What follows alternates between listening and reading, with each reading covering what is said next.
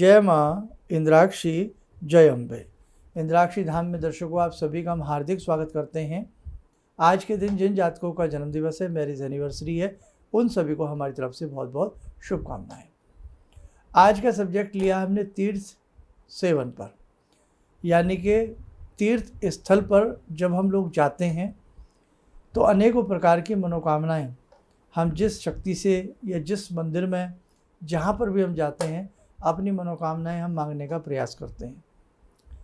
तीर्थ सेवन से अनेकों प्रकार के चमत्कार होते देखे गए हैं, लेकिन किस प्रकार से वो चमत्कार होते हैं, किस प्रकार से वो लाभ होते हैं, एक संक्षिप्त सी जानकारी इस अंक में हम आपको देने वाले हैं।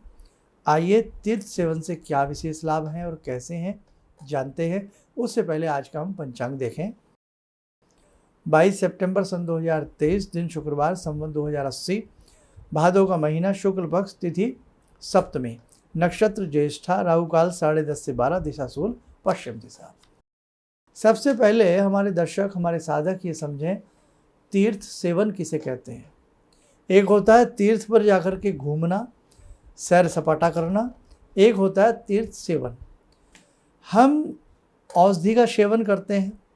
जब हम औषधि का सेवन करते हैं तो बड़े हिसाब से हम औषधि को लेते हैं, टाइमली औषधि को लेते हैं, और औषधि के साथ साथ क्या क्या हमें परहेज़ रखना है उसकी हम बहुत अच्छे तरीके से हम उसका ध्यान रखते हैं। औषधि लेते हैं, धीरे धीरे हम ठीक भी हो जाते हैं, चमत्कार हो जाता, स्वास्थ्य लाभ मिलता।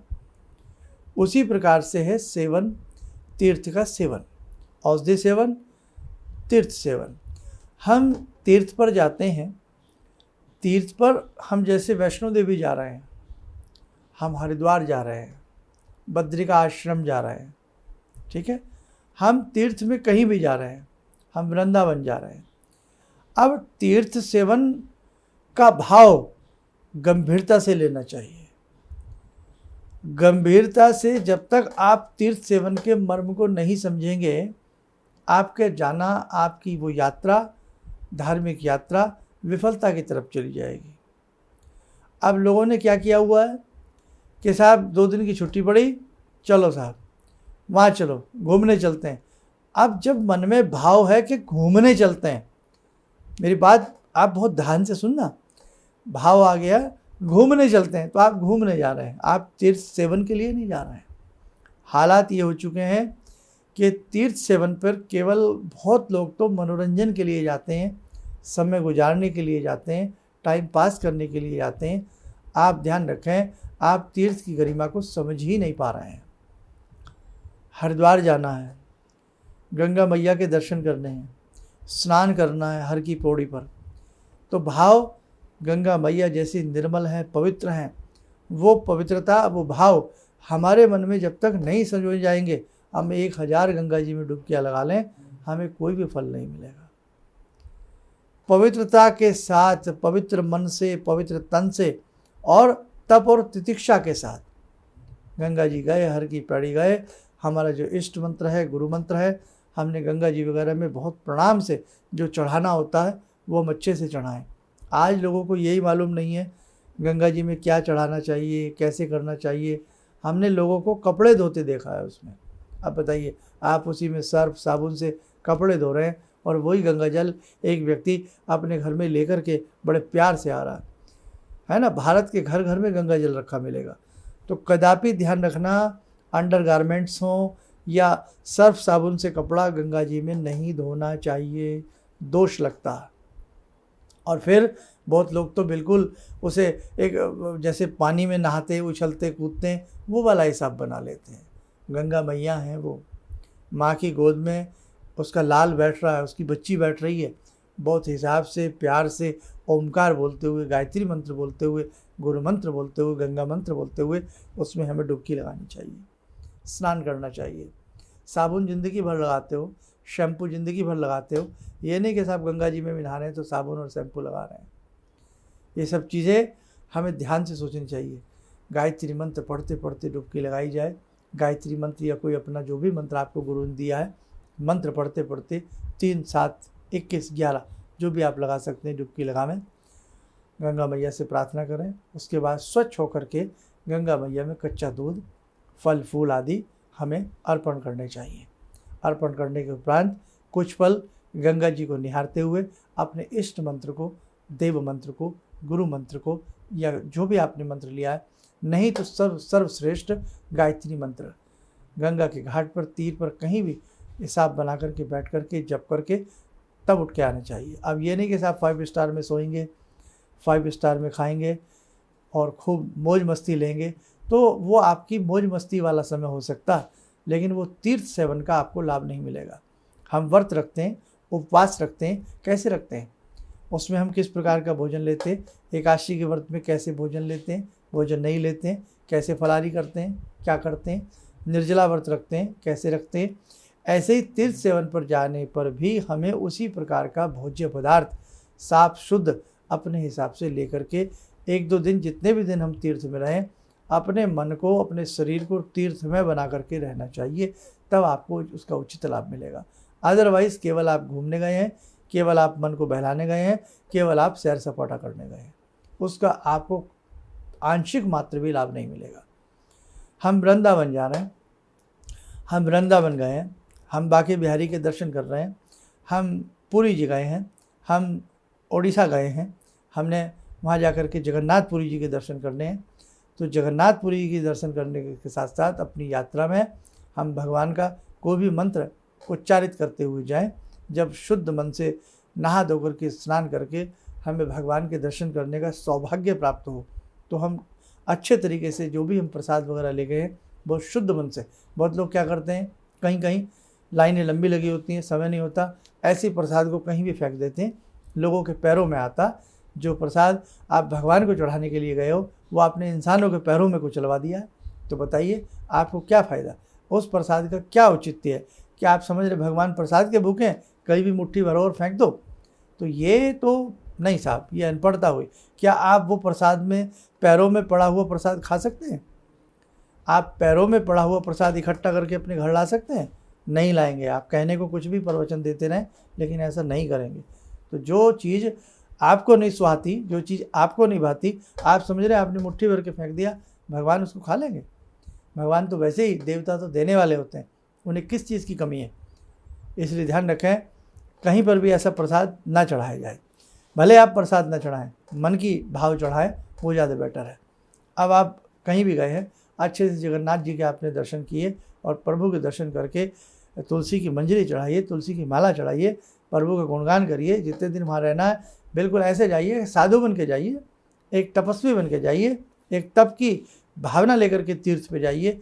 आप इस प्रकार से किसी भी तीर्थ पे जाते हैं, आपको लाभ ही लाभ मिलेगा। आपको भगवान की सानिध्य की खुशबू आने लगेगी, आपको भगवान का आभास होने लगेगा। लेकिन जब हम जाते हैं केवल बस एक दर्शन हो गया, मनोकामना पूर्ण हो गई, देखो भैया ऐसे नहीं होता, ऐसे नहीं होता, ध्यान रखना। अब लाइनों में लगने वाले बुरे लोग भी लाइन में लगते हैं, अच्छे लोग भी लाइन में लगते हैं। अब भगवान सभी को तो एक साथ आशीर्वाद नहीं दे सकते ना। पाप पुण्य का फ़र्क कौन करेगा फिर? अगर सभी को भगवान कह दें तथास्तु, तो एक पापी व्यक्ति को भी तो तथास्तु नहीं कह सकते ना। पाप और पुण्य की गरिमा क्या रहेगी फिर, है ना? धर्म और कर्म की वैल्यू क्या रहेगी फिर? और जो भगवान के नियम है वो तार तार हो जाएंगे फिर। भगवान तो नियमों पे चलते हैं, सिद्धांतों पे चलते हैं, है ना? गलत के साथ गलत होगा, अच्छे के साथ अच्छा होगा। लेकिन ये चीज़ भगवान पे छोड़ दीजिए। उससे पहले जो हमारा फ़र्ज़ है, हमें किस रूप में दर्शन करना चाहिए, किस रूप में तीर्थ सेवन करना चाहिए, ये आप मन में ठान लें। आप 2 दिन के लिए गए हैं, तीर्थ के नाम से गए हैं, तो तीर्थ के नाम से ही आप अपना जीवन वहाँ पर पे जीजिएगा। समझ लो आज मेरा व्रत है, समझ लो आज मैं भगवान की पूजा करने यहाँ आया हूँ या आई हूँ। उसी हिसाब से अपने मन को मार करके आप अच्छे से तप तितिक्षा के साथ मारिएगा, आपको भगवान के दर्शन होते देर भी नहीं लगेगी। अब आप सोच रहे हैं कि साहब भगवान की तरह हम ड्रेस पहन लें, भगवान की तरह हम चंदन तिलक बड़े बड़े से लगा लें और भगवान को एक बड़ी सी फूलों की माला पहना दें, बड़ी सी डलिया प्रसाद की चढ़ा दें, भगवान इससे खुश हो जाएंगे। भगवान रिश्वतखोर नहीं है, वो रिश्वत से परे रहते हैं। भगवान को रिश्वत नहीं चाहिए। हम सोच रहे हैं ऐसा रिश्वत दे करके भगवान को हम लुभा लें, भगवान ऐसे लुभने वाले नहीं हैं। हमें जो दिमाग है ना, भगवान में कितना होगा।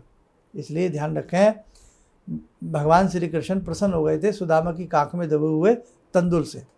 भगवान श्री राम प्रसन्न हो गए थे भिल्ली माता के बेर से, है ना। तो ध्यान रखें, जब भी आप तीर्थ सेवन करें, भगवान को आपकी बहुत बड़ी बड़ी चीज़ें नहीं चाहिए, भगवान को आपका भाव चाहिए। तो तीर्थ पे जाने के साथ साथ तीर्थ में हो जाइए। ये नहीं हम सब केला खा रहे हैं तीर्थ पे और कहीं भी हम फेंक दें। हम सब बच्चे आजकल के मानते नहीं हैं, चिप्स वगैरह कुछ ना कुछ ले लेते हैं, जिद कर ले। भाई बच्चों को तो इतनी समझ नहीं है, लेकिन बड़ों को तो है ना। कहीं भी लिफाफा फेंक दें, कहीं भी हम गंदगी कर लें। वहाँ लोगों ने धर्मशालाएँ बनाई हैं हम लोगों के ठहरने के लिए, कि दूर दूर हर जगह हम धर्मशालाएँ ले लें, अपना काम निकाल लें, बाथरूम को ऐसे ही छोड़ाएँ। हम गुरु जी के आश्रम में गए हैं, साहब बाथरूम को ऐसे ही छोड़ाएँ, हमने नहाया धोया, गंदगी वहीं छोड़ाएँ हम, हैं। किसी लाला जी ने धर्मशाला बनाई हुई है, हमने अपना काम निकाला, धत्ते रहेगी, वैसा का ऐसा ही छोड़ दिया। तो ऐसे तीर्थ सेवन का आपको कतई भी फ़ायदा नहीं होगा। आपको अगर कोई धर्मशाला का भी कमरा मिला है, बहुत अच्छे से उसमें रहिएगा, ब्रह्मचर्य का पालन करिएगा, और साथ में उस कमरे को साफ स्वच्छता का ध्यान रखें। आते समय उसमें एक कागज़ भी ना आप छोड़ करके आएँ। जैसा कमरा साफ सुथरा लिया है वैसा करके दे के आएँ भैया मेरे। हाँ, कहीं होटल में रुकना है आप, तो वहाँ तो हम पैसा देते हैं, बहुत बड़ा पैसा देते हैं। आजकल छोटे छोटे कमरे भी होटलों के 4-5 हज़ार से कम नहीं मिलते हैं, वो फिर उनकी ड्यूटी बनती है। लेकिन प्रयास कीजिए, शुद्ध स्थल पर रुकिए, रात्रि में शुद्ध भोजन करिए या भजन करिए। शुद्ध भोजन शुद्ध भजन, रात्रि का ध्यान रखें, और अच्छे स्थल पर रुकें जहाँ आपको गंदगी महसूस होती है या बहुत सारी चीज़ें हमें महसूस होती हैं। हमें ऐसे स्थल पर नहीं रुकना चाहिए। हम भगवान से मिलने जा रहे हैं साहब, किसी इंसान से मिलने नहीं जा रहे हैं। हम भगवान से मिलने जा रहे हैं, हम भगवान के दर्शन करने जा रहे हैं। ऐसी स्थिति यदि आपके मन में है, अच्छे से आप तीर्थ के मर्म को समझते हैं। परम पूज्य गुरुदेव हमारे पंडित श्री राम शर्मा जी बड़ा जोर दिया करते थे और बड़ा ही वो समझाया करते थे कि बेटा किस प्रकार से हमें तीर्थ करना चाहिए और कैसे हमें तीर्थ की गरिमा के साथ साथ अपना ध्यान रखना चाहिए। तो देखो भैया, आप सैर सपाटे के हिसाब से तीर्थ स्थलों पर न जाया करें, प्रयास करें तीर्थ की गरिमा को समझते हुए वहाँ जाया करें। और यदि आपके मन में भाव है ना, चलो घूमने चलते हैं, चलो ऐसे चलते हैं, वैसे चलते हैं, फिर भी साफ शुद्धता और मन के अंदर एक सुंदर भगवान के प्रति आस्था रख करके जाइएगा। और बहुत ज़्यादा भिखारी भी मत बनिएगा कि साहब हम वहाँ एक रात रुके हैं तो भगवान से हम बहुत बड़ी चीज़ मांग रहे हैं, है ना। भगवान भी आखिरकार देते हैं, लेकिन हमारी भी लिमिट होनी चाहिए। ये नहीं साहब 50 रुपये का प्रसाद चढ़ा करके 50 लाख की कोठी आप मांग लें, है ना। तो बहुत हिसाब से अपने आप को संभल के चलिएगा। आज दिखावे का युग है, आज बनावट का युग है, आज भीड़वाद के ऊपर बहुत लोग जल्दी प्रसन्न हो जाते हैं। अरे इस मंदिर में तो बहुत भीड़ है साहब, यहाँ तो बहुत बड़ी शक्ति होगी। मतलब केवल भीड़ देख करके हम शक्ति का अंदाज़ा लगा लेते हैं। नहीं साहब, आप अपने मन को समझाइए, पढ़ी लिखी बात करिए, पढ़ी लिखी सोच सोचिए। भगवान तो कण कण में व्याप्त है। न छोटे मंदिर की बात करिए, न बड़े मंदिर की बात करिए, बात आस्था की है। आप ये मत सोचिए बड़े मंदिर में बड़े भगवान होंगे और छोटे मंदिर में छोटे भगवान होंगे। ऐसा होता है क्या? फिर तो आप जहाँ घर में जिस घर में पूजा करते हैं, फिर तो वहाँ भगवान है ही नहीं, क्योंकि वहाँ तो हम 2-4 मूर्तियाँ कैलेंडर लगा के अपना काम चला लेते हैं। फिर तो वहाँ भगवान है ही नहीं, है ना। तो ऐसा भी लोग सोचते हैं। मैं क्या बताऊँ आपको कि साहब बड़े मंदिर में बड़े भगवान, जहाँ बड़े गुरुजी हैं वहाँ बड़े भगवान, जहाँ छोटे गुरुजी हैं छोटे भगवान, हैं। ऐसा मत सोचिएगा। भगवान हर तरह हर जगह है। हमारे अंदर बैठी विदेही आत्मा, ये भी तो परमात्मा है। इसलिए अपना शरीर भी, अपना मन भी एक मंदिर है।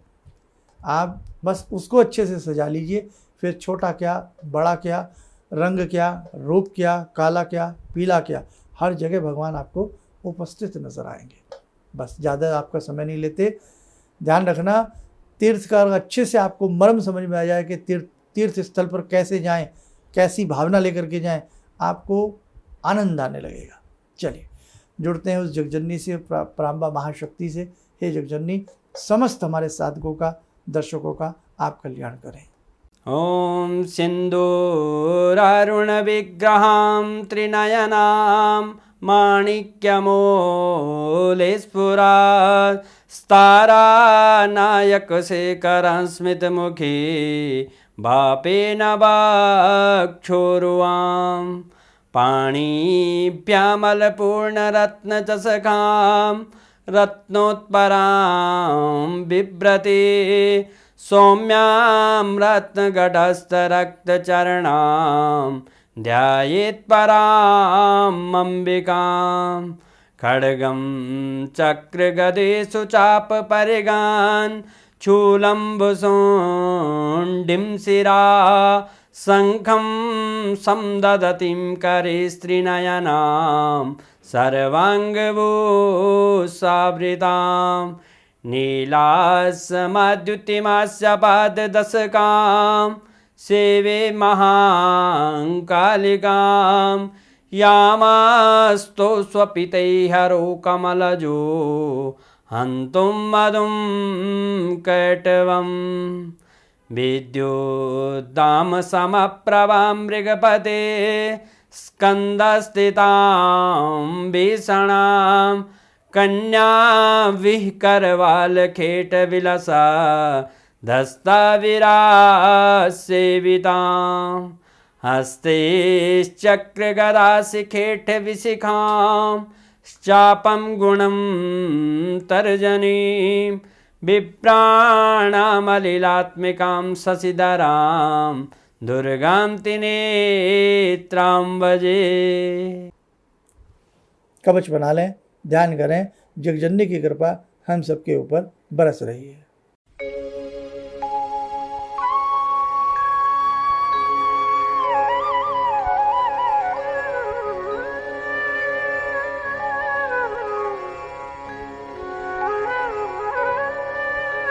ओम बोलते हुए नेत्र खोलें, सामान्य हो जाए।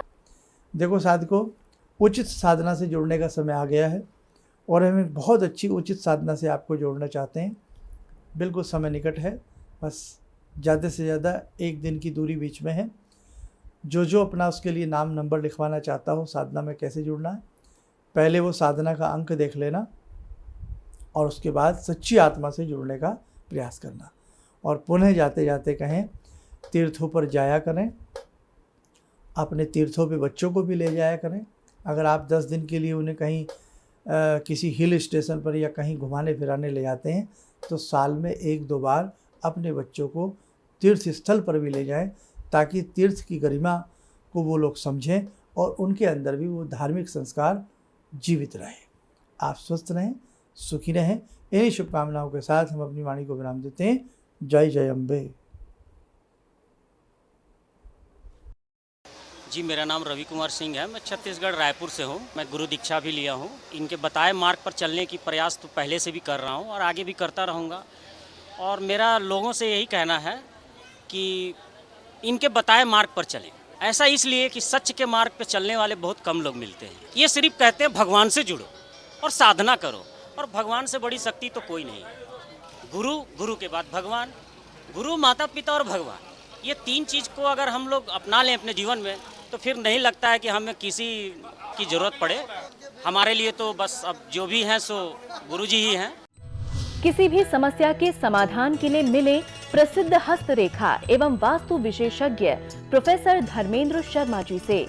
नोट: शिविर में भाग लेने हेतु एवं व्यक्तिगत रूप से मिलने के लिए कॉल करने का समय सुबह 10 बजे से शाम 6 बजे तक। हमारे विभिन्न ज्ञानवर्धक कार्यक्रम देखने के लिए आप हमें अभी सब्सक्राइब करें, बेल आइकन को प्रेस करें ताकि आप देख सकें हमारा कार्यक्रम सबसे पहले। और अधिक जानकारी के लिए फेसबुक पेज को लाइक करना न भूलें।